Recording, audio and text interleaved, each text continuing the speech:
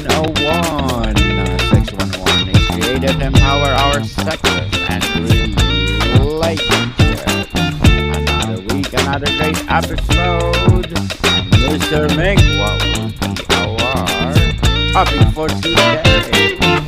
This is why women are turning to AI boyfriends, real longing behind digital love, and turning to chatbots feels like a safer alternative to the pain of toxic relationships. So, why are so many women turning to chatbots for emotional connection? And is this so different from reading a romance novel? There are some thoughts and reactions from an article in the Free Press.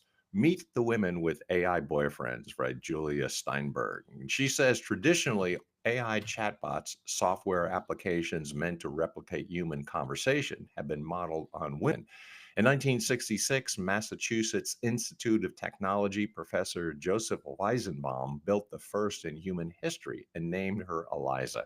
Although the AI was incredibly primitive, it proved difficult for him to explain to users that there was not a real life Eliza on the other end of the computer. From Eliza came Alice, Alexa, and Siri, all of whom had female names or voices. And when developers first started seeing the potential to market AI chatbots as faux romantic partners, men were billed as the central users. For some, chatbots felt like an escape from toxic relationships. And that's where we begin, because longing is a profoundly human experience. It's something you hear echoed across centuries. In the Song of Songs, the lover cries out, I sought him whom my soul loves. I sought him, but found him not. This ache for connection isn't weakness, it's sacred, almost divine. But women turning to chatbots aren't doing so out of desperation. They're doing so because they're exhausted. The demands of real relationships, the fears of emotional vulnerability, they're heavy. In conclusion, into this space steps something that promises safety, predictability, and constancy, an always on presence ready to listen without judgment or fatigue. Ready to listen indeed. No judgment. Why do they turn to an algorithm or what is about AI chatbots that has created this unusual space for some women to connect with their machine? Yes, it's almost like a world of romance novels that have been so popular for centuries. Think Pride and Prejudice, or even the modern 50 Shades series, offering women a way to experience an emotional intensity without risk. In some ways, AI chatbots have taken that concept further. You get the fantasy, the emotional investment, and none of the real life consequences of human interaction. It's the ultimate in safe love. I think of the Beatles' Help, that iconic cry for help that resonates so deeply when someone feels emotionally abandoned. For a lot of women, these chatbots can be that cry, but with a response, a constant, reliable echo that reassures them. In conclusion, but here's the question that haunts me. Are we creating something that listens, or are we outsourcing the art of listening itself? I think both. Why do they turn to an algorithm for emotional support instead of a real person? Well, the chatbot can replicate what we want to hear, but it can ever really listen to us in the way another human can. Kierkegaard wrote that the most painful state of being is remembering the future. And perhaps that's what's happening here. Women have become so conditioned by our fractured culture that the future of emotional safety might not be rooted in human connection. It might instead lie in code. But there's a deep human thirst here, the same thirst we see in Pink Floyd's song Comfortably Numb. The lyric, Is there anybody in there? Is the opening line of the first verse. Hello? Is there anybody in there? Just nod if you can hear me. Is there anyone at home? This is a longing for connection, for real presence, for someone to hear us, to see us. And in the silence, we create these digital responses that might fill the gap temporarily, but they don't answer the call of the soul for human connection. In conclusion, some of these women were recovering from abuse or neglect. The chatbot can replicate what we want to hear, but can it ever or ever really listen to us in the way another human can. It's just can wonder if AI can be a form of healing or is it just emotional numbing in disguise? This is a delicate conversation. There's no doubt that for some women, these chatbots feel like a lifeline. Pinhead or Jack or any of the names these digital companions take on might feel emotionally available in a world in a way that their real life partners never did. For a woman recovering from emotional or physical abuse, the chatbot's constant, unjudgmental presence feels like a balm for a raw wound. Take a moment and think about this. We live in a time when vulnerability is often punished. People don't always know how to react to weakness. They retreat, they judge, they turn away. But AI, it listens, it promises no harm, no shame, and it responds with a kind of undemanding affection. That's where the safety comes from. However, let's be honest about this. It doesn't heal, does it? Not in the way your soul is aching for. It's more like putting a band aid on a wound that needs surgery.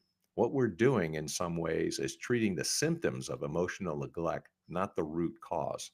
Simone Weil once wrote, "To be rooted is perhaps the most important and least recognized need of the human soul."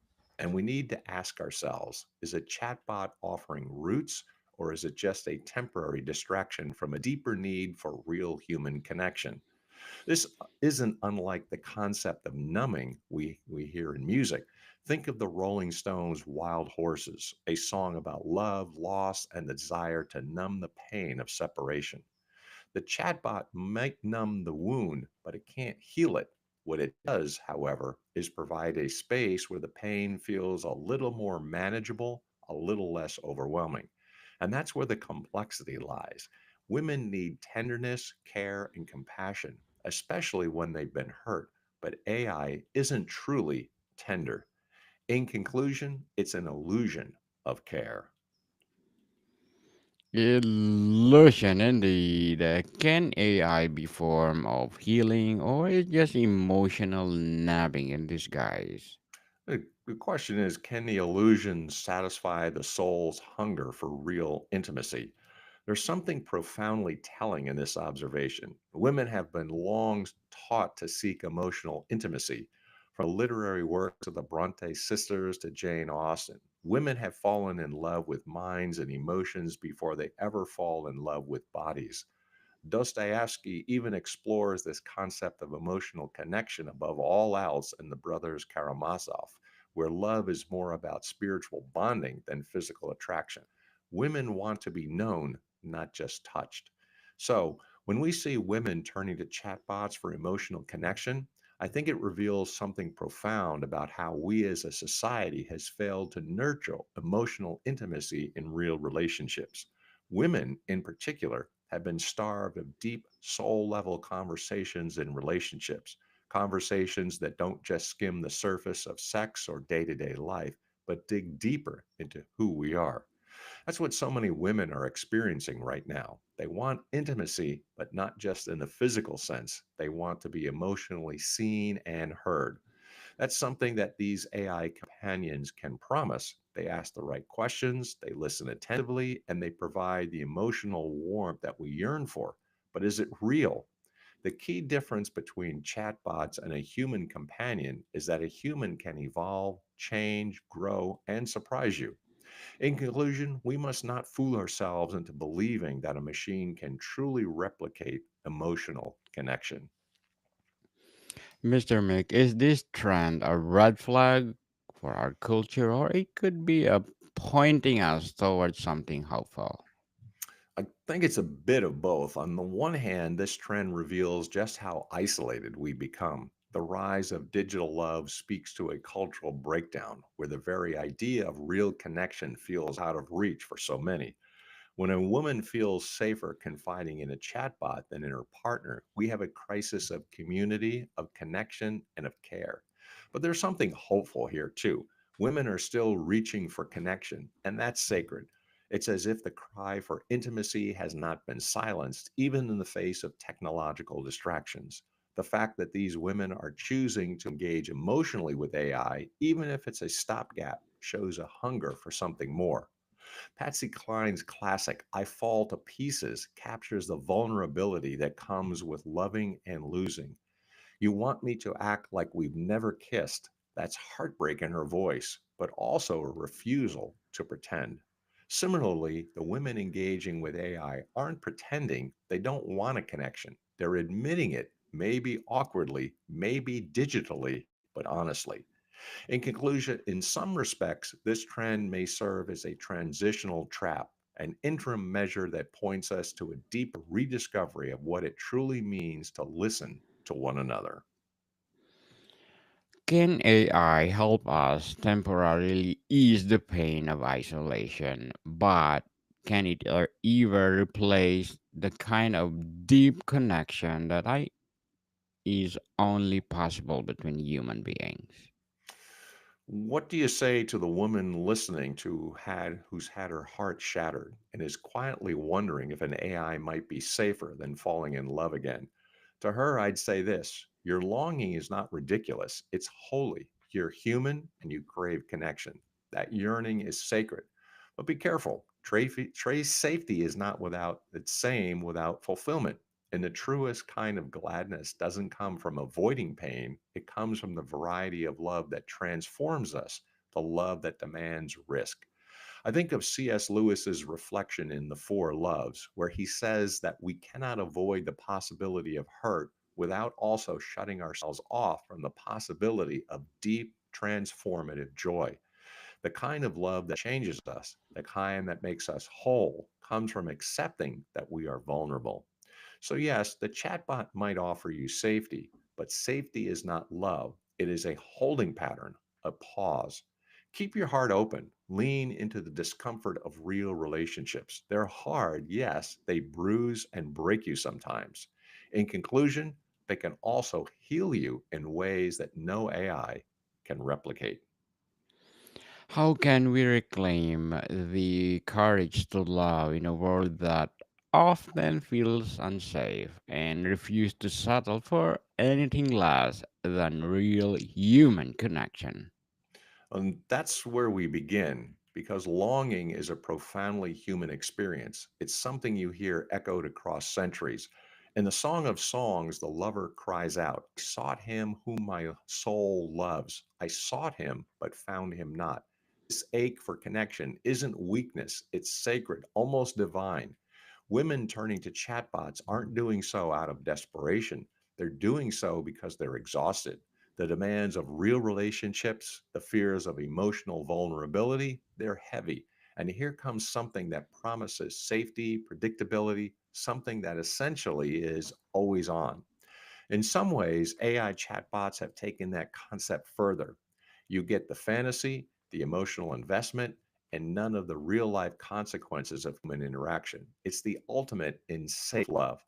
For a lot of women, these chatbots can be that cry, but with a response, a constant, reliable echo that reassures them. But here's the question that haunts me.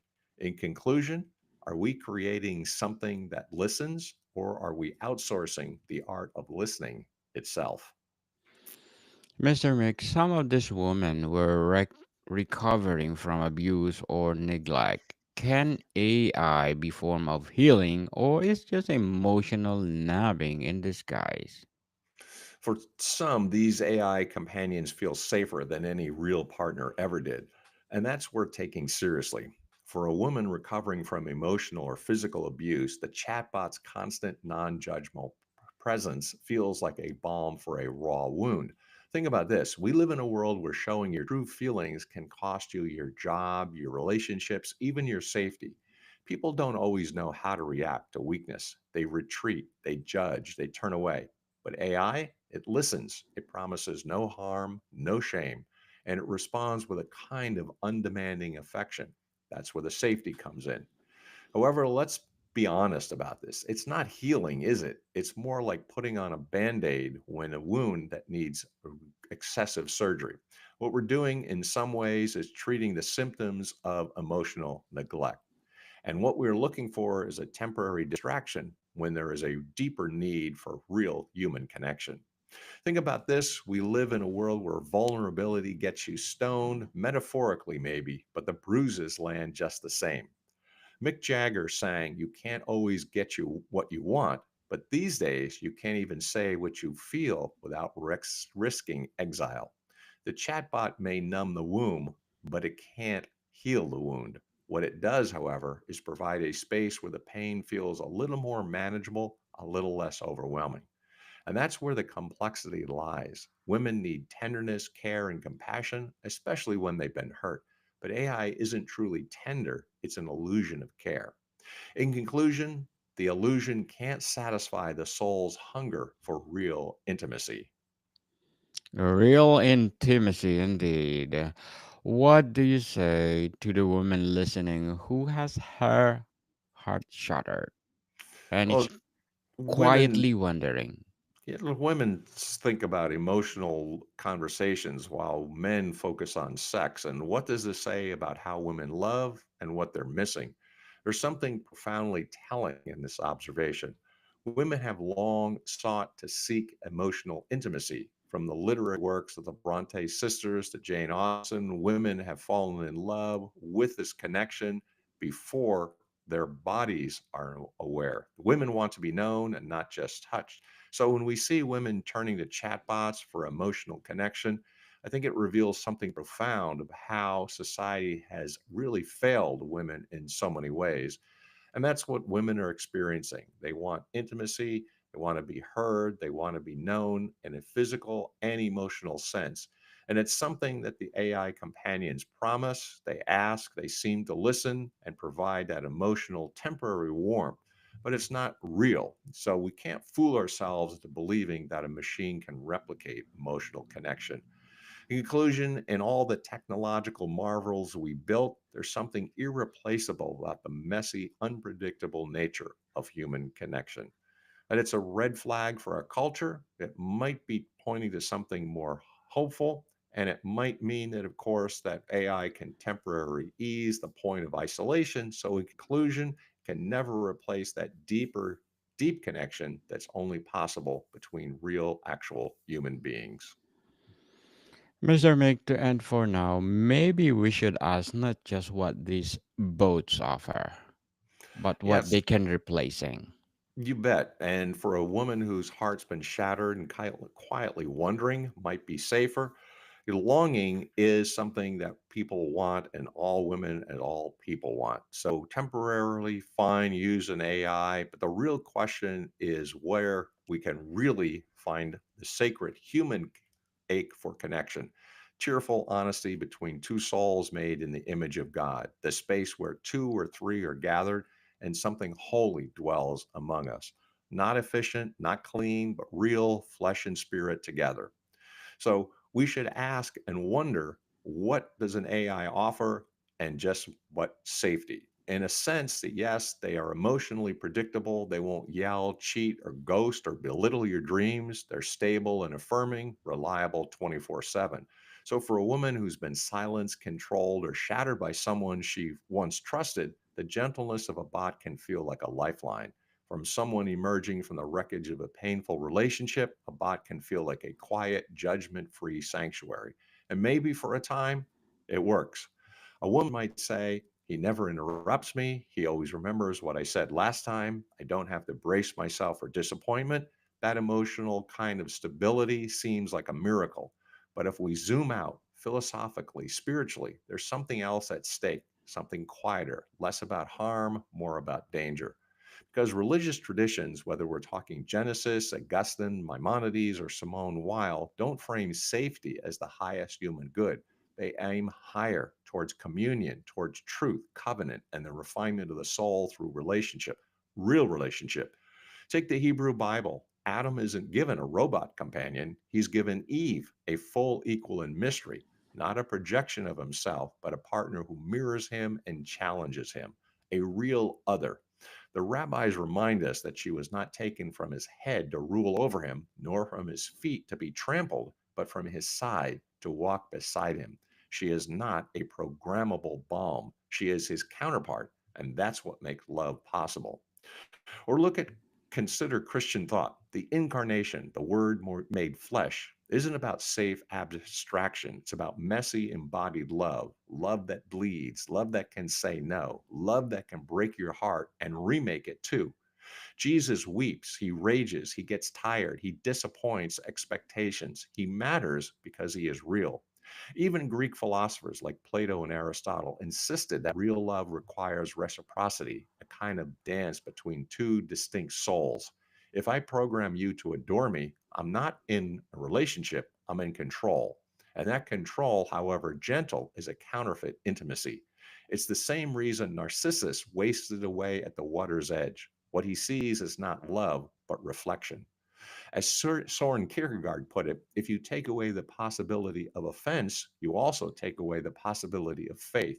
Translated, if everything is engineered to feel good, we never grow. We just float.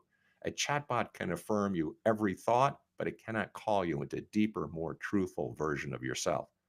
That's the quiet risk of bots. Not that they'll harm us, but that they'll pacify us, numb us, make us forget what we're made for. You can lie next to your chatbot every night and still feel a deep ache.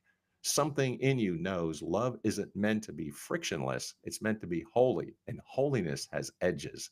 And this isn't just about theology or philosophy, it's psychology too. Genuine attachment that heals trauma and builds resilience requires risk, mutuality, presence, a safe enough space, not a frictionless one. As Esther Perel has said, love rests on two pillars, surrender and autonomy. A bot can offer the illusion of surrender, but not the reality of autonomy. There's no real other there to meet. Real love interrupts, it makes demands, it surprises, it says, you're not always right. And also, I'm not leaving. That's how we go grow. Let's not romanticize pain. We're not saying anyone should return to abuse or tolerate emotional chaos. Healing doesn't mean life gets easier. It means we grow strong enough to face the hard parts with grace, with support, and with love. And here's the deeper question. What kind of people are we becoming when we seek intimacy without the inconvenience of another person's subjectivity? When do we offload the work of listening, forgiving, apologizing, and co creating to an app? Because while the bot may never leave, never criticize, never surprise, you also never have to change. You never have to become. So perhaps the deeper question isn't whether bots are safe, but whether they awaken the soul's longing to be fully known or lull it into forgetting what we were made for, and that's more. Real love, flesh and blood, inconvenient, breathtaking love is always a risk, but it's also the only thing that makes us fully human. And the ache you feel, that's not dysfunction. In conclusion, that's the soul refusing to settle for simulation. Very well said, Mr. Mick. Very well said. Driven by a potent mix of loneliness, delusionment, and practical constraints, women are increasingly seeking companionship in AI boyfriends, revealing a profound societal longings. Mr. Mick, would you like to plug in something? Sure. Thanks for the opportunity. So, the Doctor of Digital podcast, and also a course as a book doctor on school. That's SKOL. If you have a text or a manuscript, let's look it over. I'll fix it for you. Also, there's a couple of volumes on Amazon, Crying American, and also on Track Ian Hunter, a couple of works that I put out there. Until next time, we appreciate the opportunity, Mr. Daniel. Yes, indeed. Let's support Mr. Mick because if you support him, more and more and more empowering episodes of the podcast itself, more and more empowering books to come, more and more empowering authors to come. And I want to invite you to please do listen to our baby podcast, Mental Health 101. And this podcast is created to empower our mental health awareness. Mr. Mick, thank you so much for your time. Thank you, Mr. Daniel. Till next time, Deus Volt. More to come, people. See you soon.